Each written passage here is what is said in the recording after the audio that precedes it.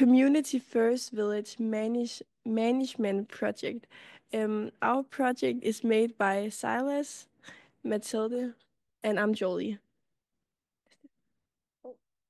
First we're gonna in yeah, this is our agenda. First we're gonna tell first we have made a little introduction, and after that we're gonna talk about what is Community First Village.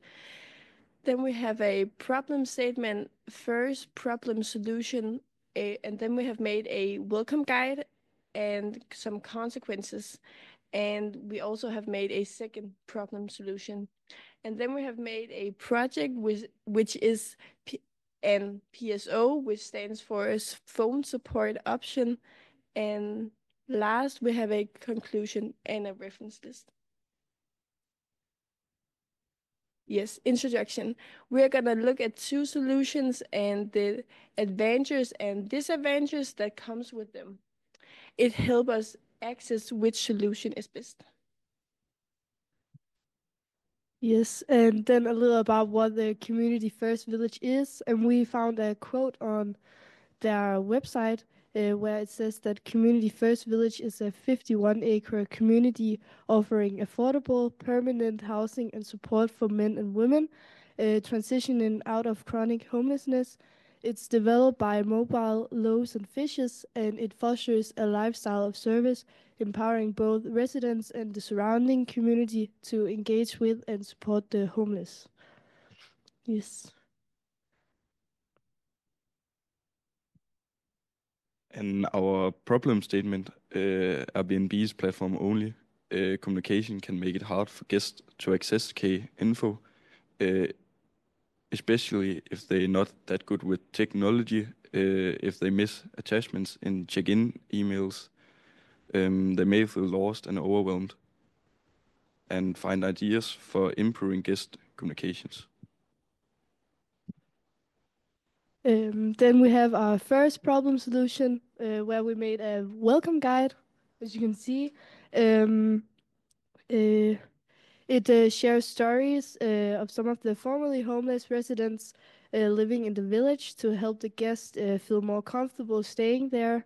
Um, it includes information on how to use the tiny homes when they are staying in the village, and it also shows information about the events and the activities they can do while staying there.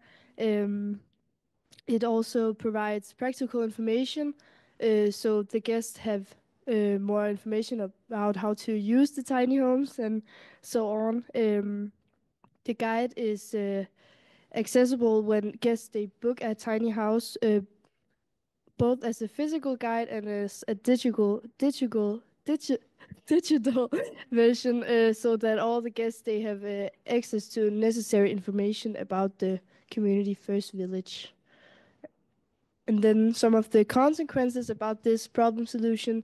There are many negative consequences, but there is going to be an extra cost of developing these guides. Additionally, if they are going to change some of the events or the Wi-Fi code, it could also become a drawback if there is constant updates that needed to change. There are also many positive outcomes, such as providing a sense of security for the guests staying in the village, because it's offering more insight into the lives of the residents and is also giving them access to practical information. And overall, it will make things easier for both guests and the village owners. Yes.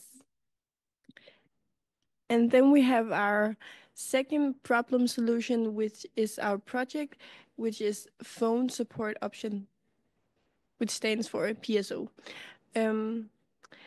We have made a phone support option to help guests to get easily access key information alongside the instructions the provided through Airbnb. We will offer a backup phone number that guests can call or text if they have any issues or feel confused about the home site. this will be communicated to guests in advance. We are sharing them to help if they're confused. This will be communicated to the guest in advance. Okay. This solution aims to reduce frustration and helps overall guest experience.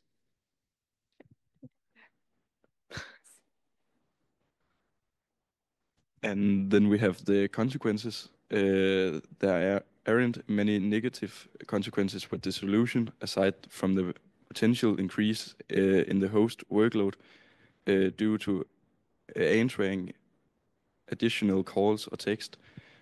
Guests may also become dependent on the phone support instead of the Airbnb platform for instructions, which could lead to unnecessary communication. However, the positive outcomes far outweigh these drawbacks. Offering phone support provides a sense of security for guests, especially those who may not be tech savvy, and ensures they can easily access help if needed. This added layer of support can improve the guest experience, leading to fewer complaints and better reviews. Overall, it will make things smoother for both guests and host.